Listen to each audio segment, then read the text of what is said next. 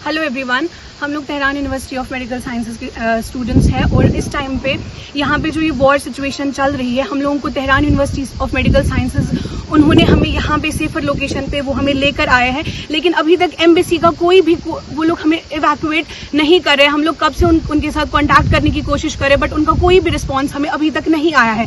हमारी दोनों की दोनों डॉर्मेटरीज, बॉयज डॉर्मेटरी और गर्ल्स डॉर्मेटरी डिस्ट्रॉय हो चुकी है। हम लोग अभी ट्रॉमेटाइज सिचुएशन में है। हम लोग बहुत टाइम से, पिछले 5 दिनों से हम लोग एक्सप्लोजन्स पे एक्सप्लोजन्स देखे जा रहे हैं। रातों को हम लोगों को नींद नहीं आती है, रातों को पूरी फुल नाइट हम लोगों को ऊपर से एक्सप्लोजन्स होते रहते हैं। हम लोग लिटरली बिल्कुल भी सो नहीं पाए। हम लोगों को बहुत ट्रॉमेटाइज्ड इस टाइम पे सिचुएशन है।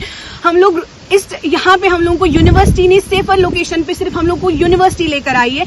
एम्बेसी की साइड से अभी कोई भी जवाब एम्बेसी की साइड से अभी तक नहीं आ रहा है।